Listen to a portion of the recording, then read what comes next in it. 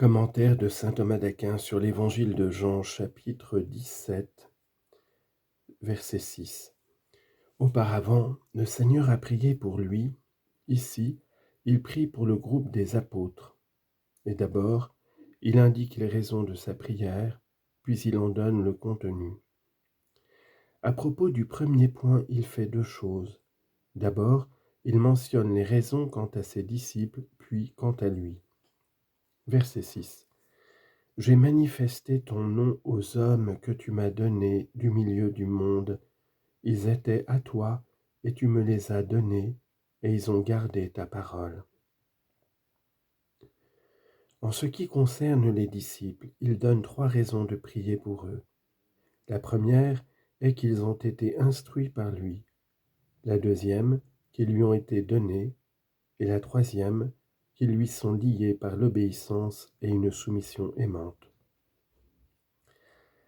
Il donne la première raison en disant « J'ai manifesté », comme s'il disait, selon Augustin, « afin que ton Fils te glorifie ». Et certes, cette glorification a déjà été accomplie en partie, parce que « j'ai manifesté ton nom aux hommes que tu m'as donnés du milieu du monde ». Ou bien, selon Chrysostome, « Je dis que j'ai achevé l'œuvre que tu m'as donné à faire ». Quelle œuvre ? Il ajoute, j'ai manifesté ton nom aux hommes, ce qui est l'œuvre propre du Fils de Dieu qui est le Verbe, dont le propre est de manifester par sa parole. Citation, nul ne connaît le Père si ce n'est le Fils, et celui à qui le Fils veut bien le révéler. Matthieu 11, verset 27. Et encore, personne n'a jamais vu Dieu, le Fils unique qui est dans le sein du Père, lui l'a fait connaître. Jean 1, 18. Mais ici, il y a un doute. Puisque Dieu le Père fut connu des hommes avant la venue du Christ, selon le psaume « En Juda, Dieu est connu », pourquoi dit-il « J'ai manifesté ton nom » ?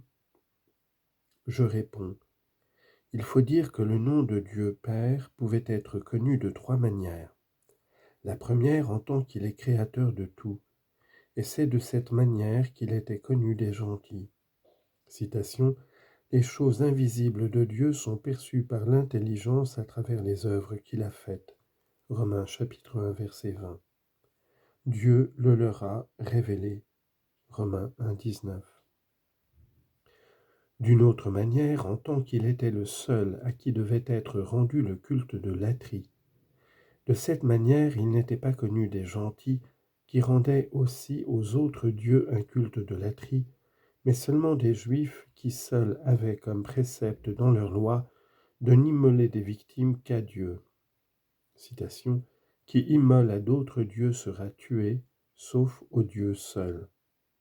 Exode 22, verset 20.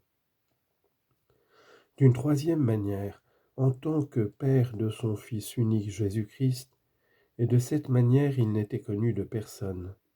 Mais il se fit connaître par son Fils quand les apôtres crurent qu'il était le Fils de Dieu. Aux hommes que tu m'as donnés du milieu du monde. En disant cela, il donne la deuxième raison. Et d'abord il traite du don, puis il en donne la raison ou le mode. Il dit donc aux hommes que tu m'as donnés du milieu du monde, à savoir des hommes auxquels j'ai manifesté ton nom. Mais le Fils ne les a-t-il pas eus comme le Père aussi les a eus ? Oui, certes, en tant que Dieu. Mais il dit que tu m'as donné du milieu du monde, à savoir à moi en tant qu'homme, pour qu'ils m'écoutent et m'obéissent. Citation, personne ne peut venir à moi si le Père qui m'a envoyé ne l'attire. Jean 6, verset 44. Or le fait que quelques-uns viennent au Christ provient d'un don et de la grâce de Dieu. Citation, c'est par grâce que vous êtes sauvés, c'est un don de Dieu. Éphésiens 2, 8. Que tu m'as donné du milieu du monde, dis-je, c'est-à-dire choisi dans le monde. Plus haut, parce que je vous ai choisi du milieu du monde.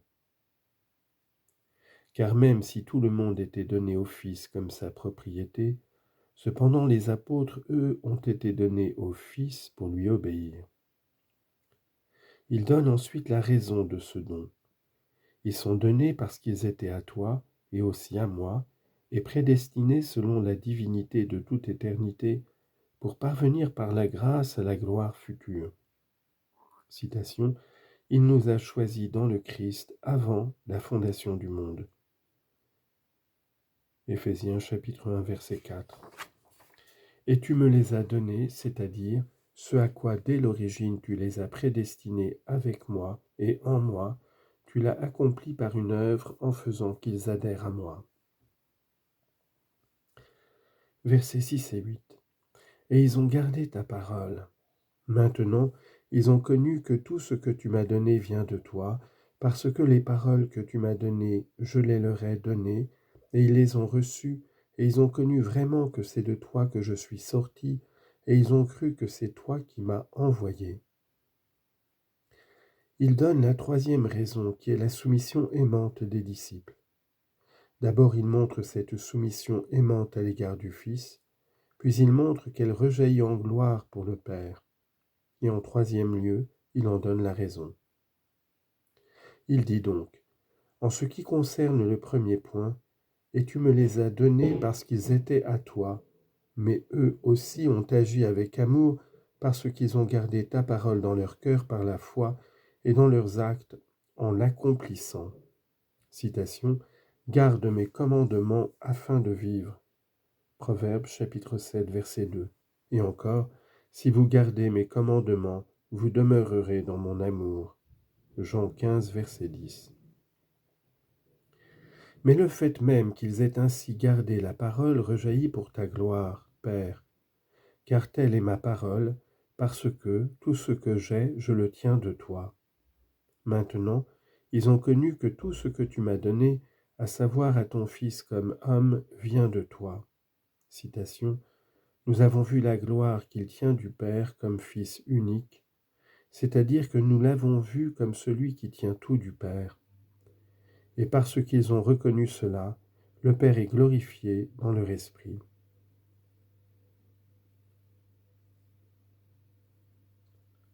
Ensuite, il donne la raison de cette glorification du fait que l'obéissance des disciples à l'égard du Fils rejaillit en gloire pour le Père.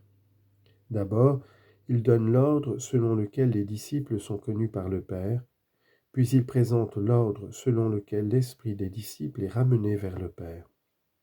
Premièrement, il le montre par le don de l'enseignement que nous a fait le Père. Et ce don est double.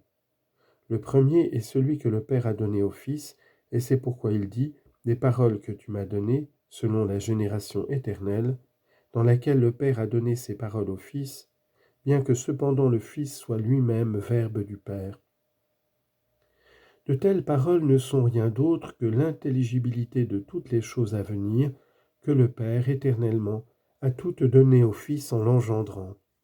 Ou, tu m'as donné, à savoir au Christ homme, parce que son âme très sainte fut comblée dès l'instant même de sa conception de toute la connaissance de la vérité. Citation, plein de grâce et de vérité.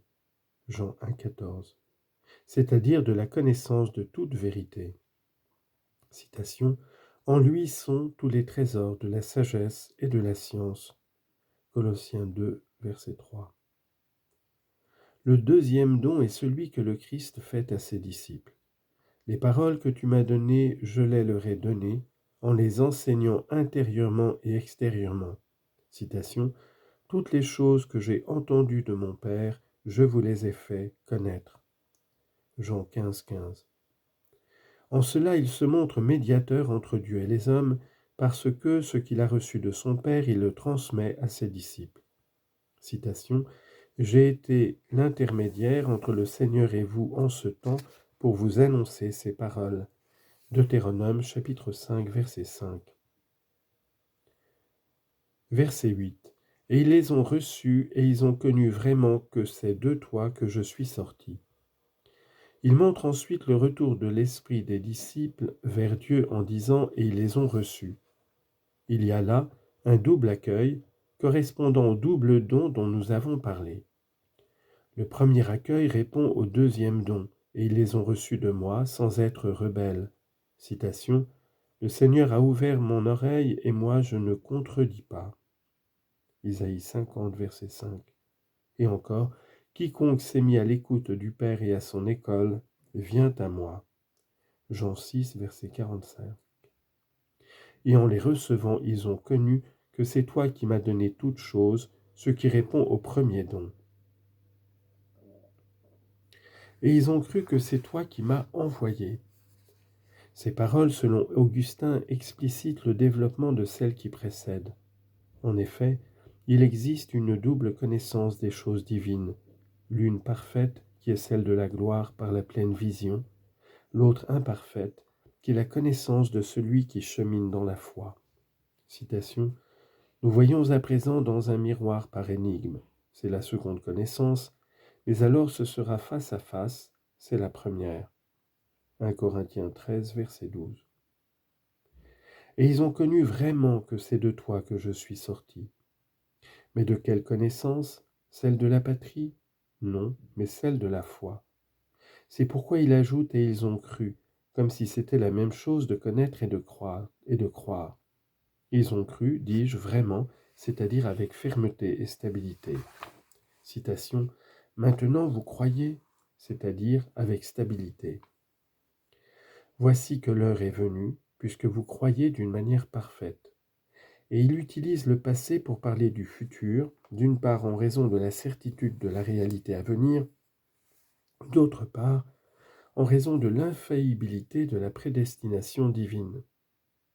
Ou encore, selon Chrysostome, il parle de ce qui est passé, et il dit que ces choses sont arrivées parce qu'elles étaient déjà commencées.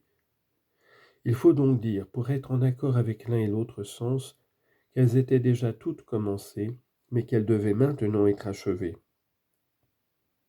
Donc, en tant que cela appartient au commencement, il parle de ce qui est passé, mais en tant que cela relève de l'achèvement, il parle du futur, des choses qui devaient se faire par la venue de l'Esprit Saint. Mais que crurent-ils? Que c'est toi qui m'as envoyé. Citation, Dieu a envoyé son Fils. Galates chapitre 4, verset 4. Ce qui, selon Augustin, est la même chose que c'est de toi que je suis sorti. Mais cela va contre ce que dit Hilaire, car selon lui, comme on l'a dit, sortir relève de la génération éternelle, alors qu'être envoyé relève de l'incarnation. Mais il faut dire que nous pouvons parler du Christ de deux manières, selon sa divinité, et ainsi pour le Fils de Dieu autre chose est de sortir, autre chose d'être envoyé, comme le dit Hilaire, ou bien selon son humanité, et ainsi, pour le Fils de l'homme, c'est la même chose de sortir et d'être envoyé, comme le dit Augustin.